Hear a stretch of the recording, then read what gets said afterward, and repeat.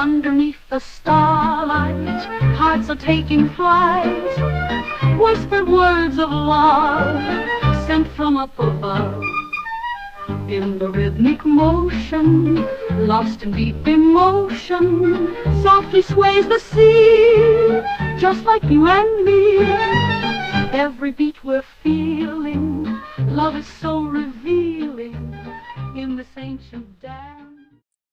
Hello, everybody, and welcome back to the show. This is the Flag Mouse speaking. On today's show, I'm going to be doing something a little bit different for you guys. I'm going to be going off the cuff here, unscripted. This is straight from the heart. And what I want to talk about today is something very personal to me because I have to live this on a daily basis. What am I talking about? Well, for some of you guys, you may be blessed enough to live in sunny Los Angeles or tropical Florida. But for me and many other Americans, we live in this, we inhabit this sort of sad and bleak world, which is littered with the industrial remains of a once glorious past.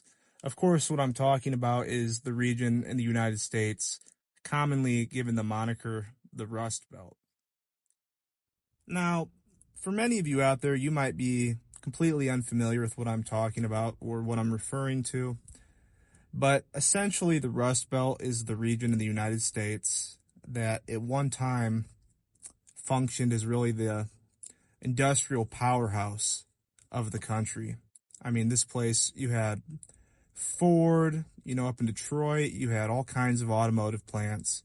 You had even some coal mines in some parts. You had steel factories. You had sewing factories.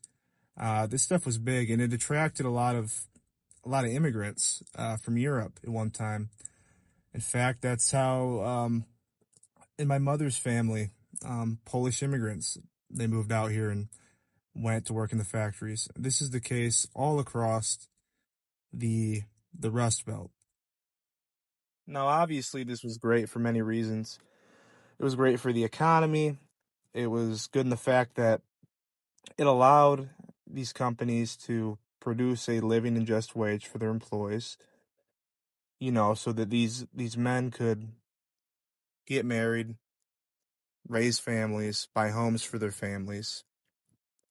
And it had the added benefit that if the United States was ever to enter a wartime crisis, we could quickly transform and change these factories into weapon manufacturing plants, essentially, to create ammunition and things along those lines. So this all sounds great, okay? But you go to Detroit today, you go to South Bend, Indiana today, you go to Gary, Indiana today, and you see these places, they look like hellholes. So you might be asking yourself, okay, that sounds good, Flag Mouse. What happened? What happened to these places? What happened to the Rust Belt? Well, I'm going to break that down today. I'm going to give you a little bit of a backstory on what led to this transformation, essentially. Now, just like with many of these events in history, it's not so black and white, I wouldn't say. There's many theories, there's many nuances. But today I'm going to go over a few of the factors and causes that I believe led to this, just based on studying the issue and listening to great minds like E. Michael Jones elaborate on.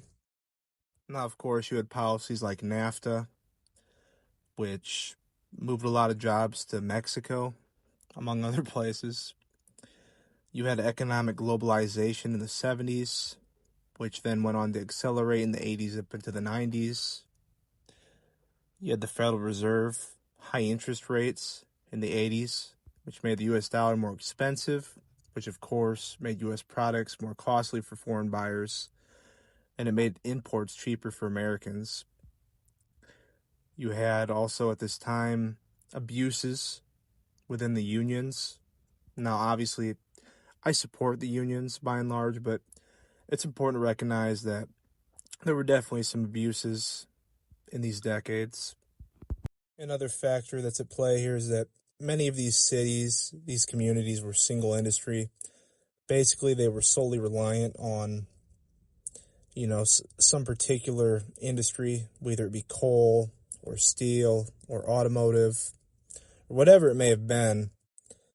So, basically, when that industry left town, these communities were, as kids today would say, they were cooked. They were cooked at that point.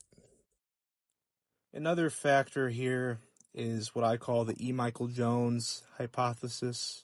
Now, this is a theory that's very personal to me because part of my own family, my mother's side, they were Polish immigrants. Lived in a little Poland in one of these towns, and they were really victims to this social warfare that E. Michael Jones describes.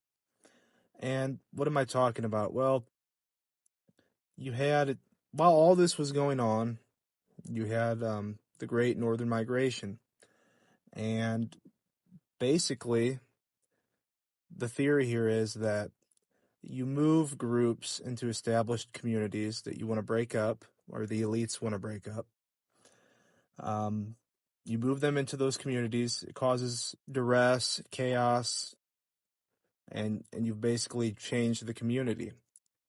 And that was also part of this. What was the reason? There's a lot of conspiracy theories behind it. There's theories from Dr. E. Michael Jones. Did they want to break up these Catholic voting bloc communities to weaken Catholic power after the election of John F. Kennedy?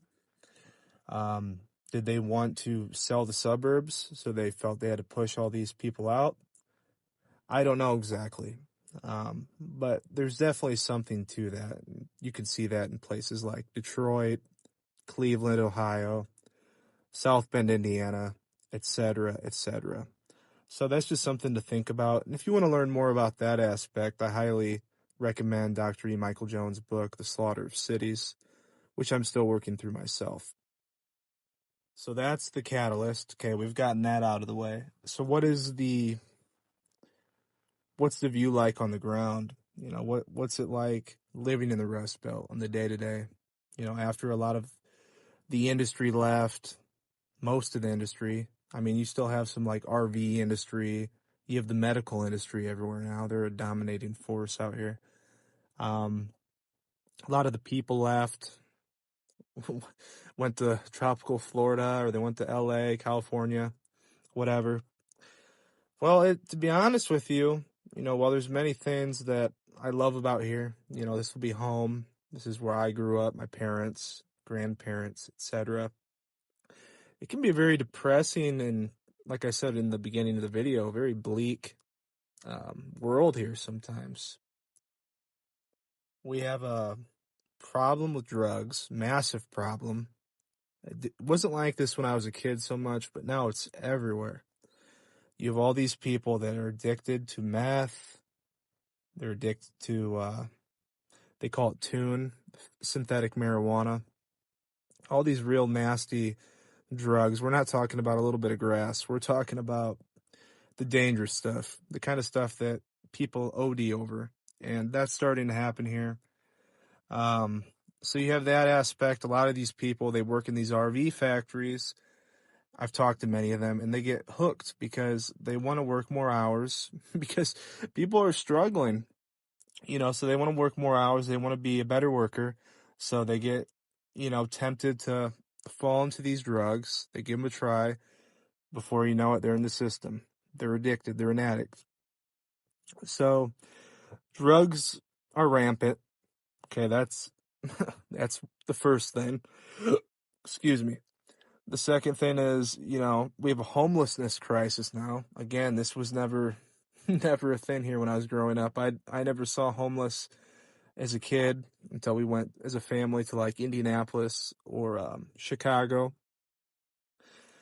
So that's a new fun feature.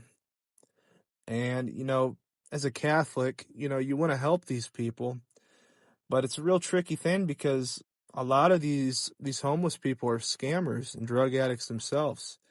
So helping them becomes very difficult. It's not good around your family, you know, they're everywhere. So there's a lot. We're starting to get tent cities like I saw in California, where my wife is from. Never saw that before.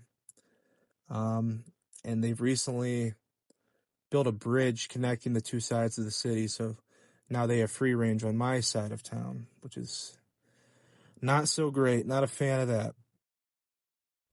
With the homeless angle or aspect, you also now have a lot of, I don't know what they are exactly. I don't know if they're on some kind of program, but you have all these like recently released offenders on my side of town now. So you'll have like a suburb, but then you'll have like Bubba making his rounds, you know, on the corner, like he's making his jail yard rounds, walking in circles. Also not good, you know. I'd prefer my children not have to live around that, but here we are. So you have that aspect. You have the homelessness. You have these criminals. You have the drugs. We're surrounded by these old rusty factories, hence the name Rust Belt. You know, they're completely abandoned. Maybe some homeless living in them, but they're not being utilized, obviously. They're just an eyesore.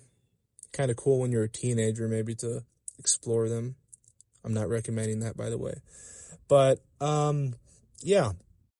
On top of that, like I said earlier, briefly touched on earlier, a lot of people are struggling. I see the people around me in my community, they're working like 2-3 jobs, horrible jobs, to where they can't be with their family. They're not making enough to survive, barely. A lot of them are being squeezed into going to take a job at Amazon, which really is not much better. You know, they don't get paid much better, but I guess there's some stability there, but you gotta be a slave on their farm. So yeah, it's very depressing. You see the people around you, and they're just totally drained by this system, you know, this unfairness.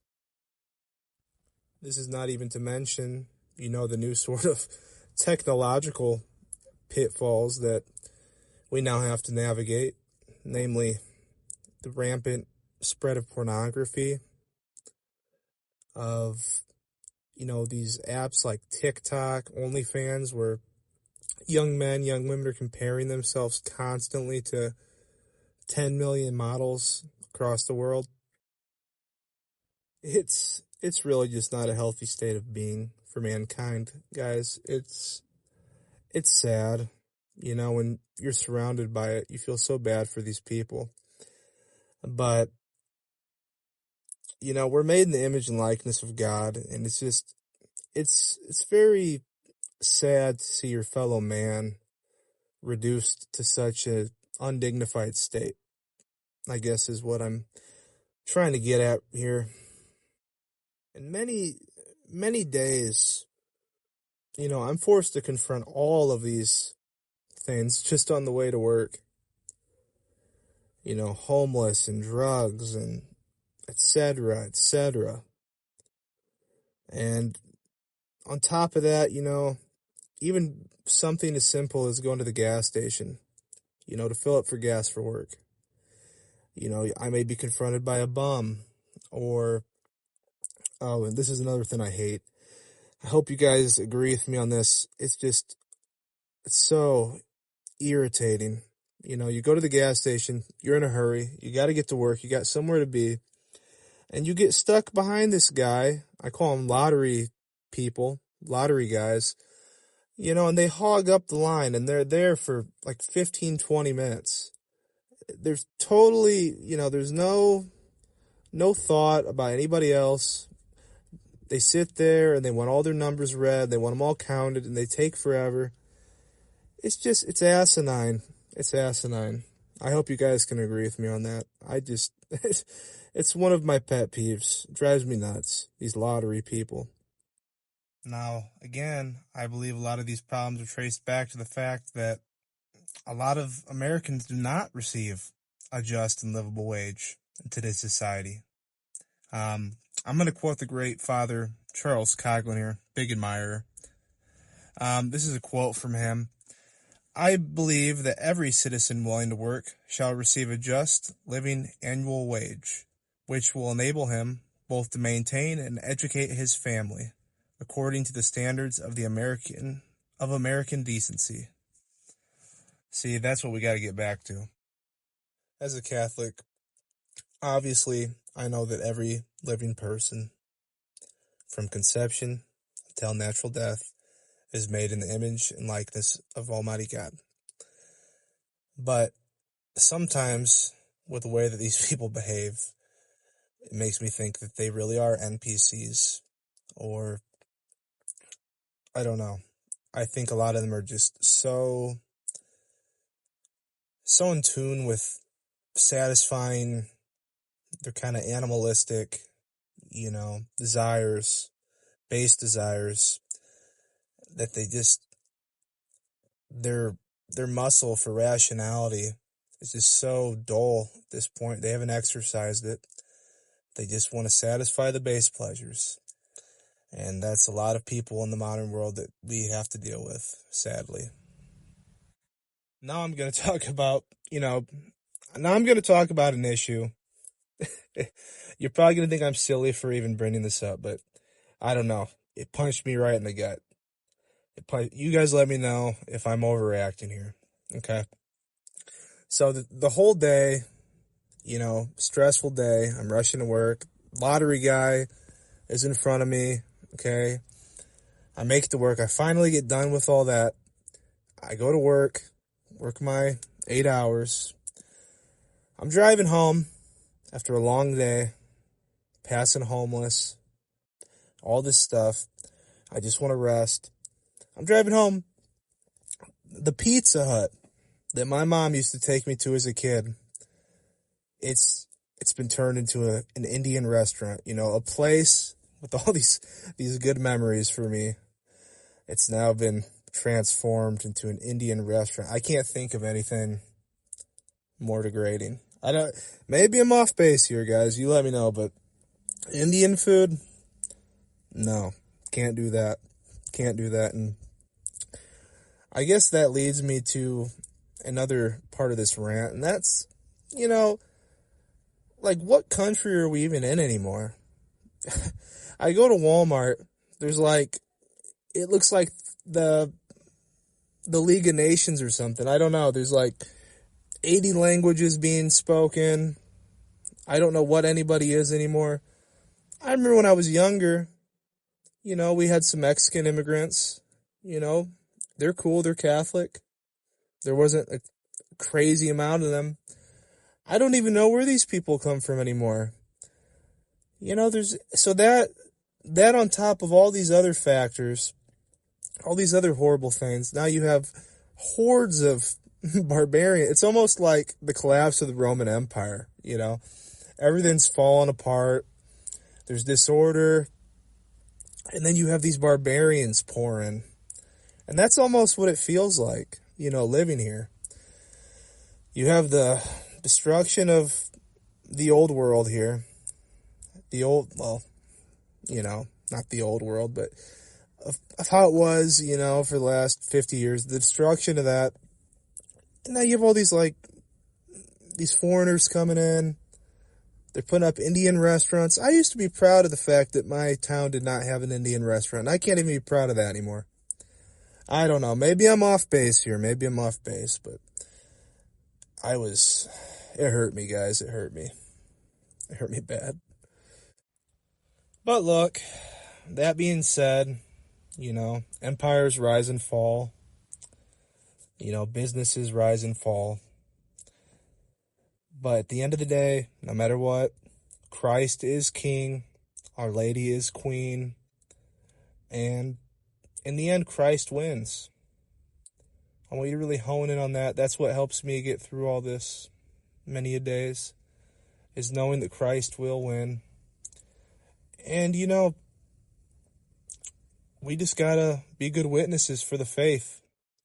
We can still turn this around. We can make America Catholic.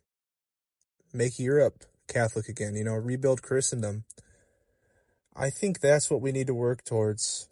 It's easy to get caught up in you know, the way things were, you know, when it comes to materialism and, you know, things that are nice, but at the end of the day, we need to rebuild Christendom.